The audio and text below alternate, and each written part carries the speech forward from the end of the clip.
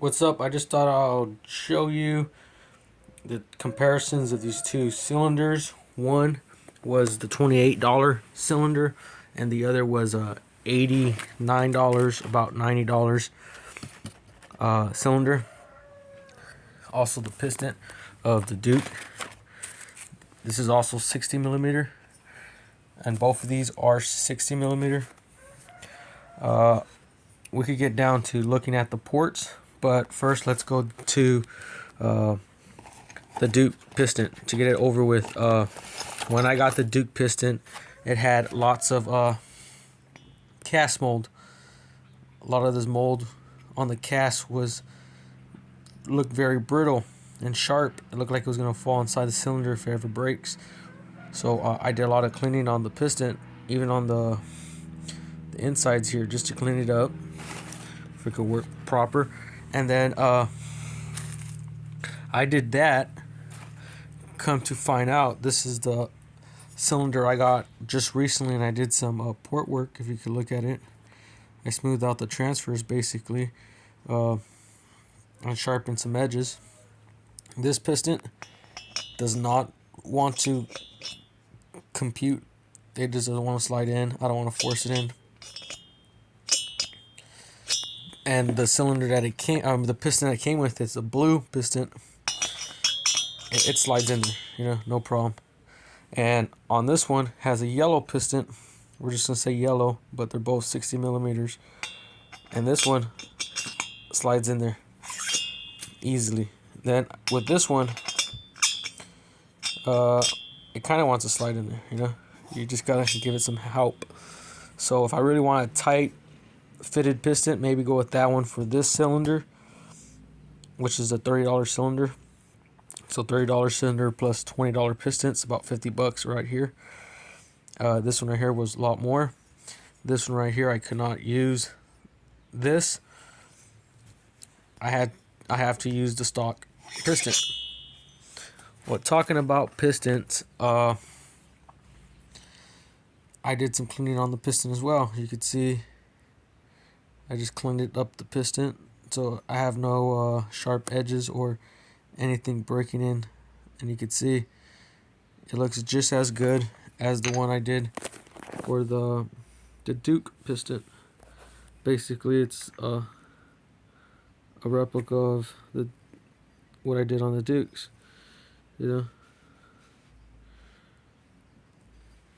So that's that. I did both of these, cleaned them up.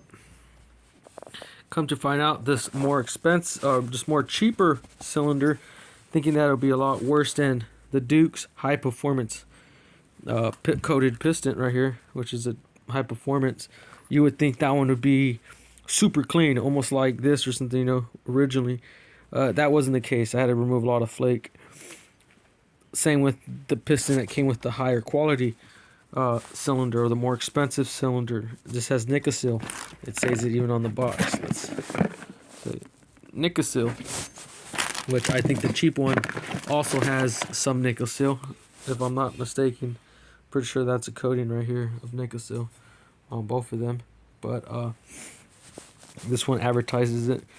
This piston here, I did no cleaning, but look at it, no edges, smooth, real smooth. Like, it has some edging, but not sharp as how bad it was. This was really pointy, so I had to flatten it all out. Right here I went with a flattening it all out too, but really mild, leaving a little bit. This one already has it just like I did on this one right here, just leaving just a little bit already. I don't have to do none of that clean work. I could maybe sharpen the edges in here just to allow flow or something like that. Not necessary, not needed, but I might. But this piston here is just as good as the more expensive piston. The difference is this one is the blue piston, which goes on here, and this one's a yellow one. The yellow one also has trouble going in here, or not as bad of a trouble, but it's a lot tighter fit. In some angles it struggles. This one doesn't allow it to go at all. This one allows it to go. So the sizing All of it changes basically from the high performance Duke piston. You need make sure it's wide enough. The blue one that comes with it works for the one that comes with it.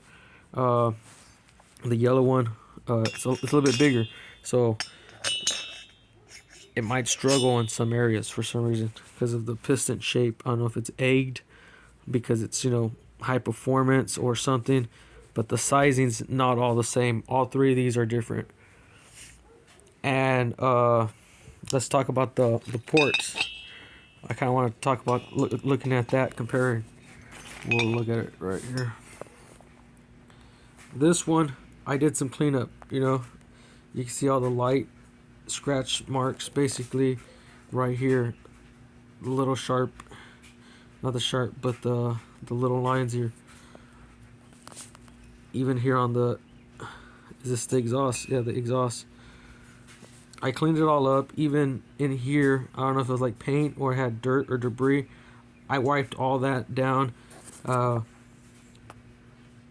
I cleaned it up. I used a flat, something really flat, and I scraped all that, make sure it was clean.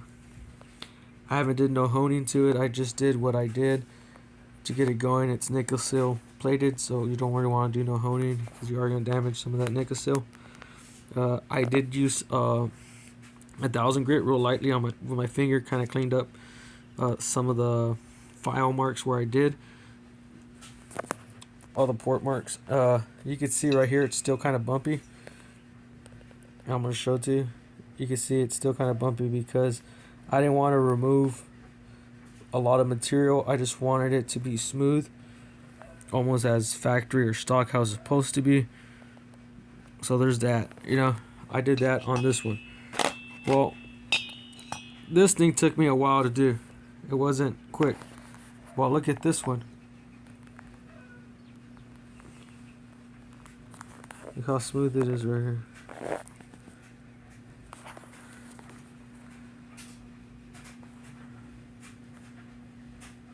This one I didn't do no pour work at all, and it's already smooth because the other one also had like maybe some little bit of casting flakes or little imperfections or little scars.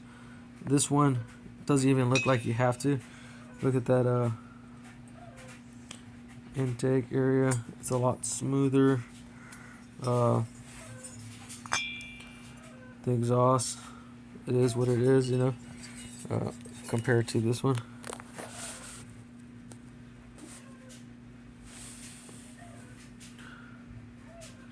Pretty much the same, you know. Of course, you could sand it or poured it more.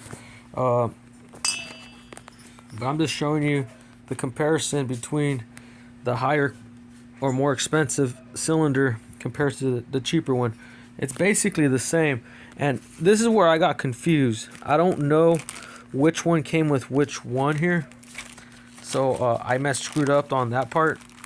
But because I got confused, I was looking through all the parts and comparing all of them to realize which one I'm going to use on my engine.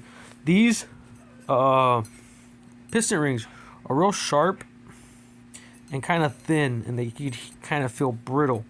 This one right here, you can feel spring tension, and it's brittle, but it's not as brittle as this right here. So you could see these right here are a lot better quality in my opinion. It has HY on it.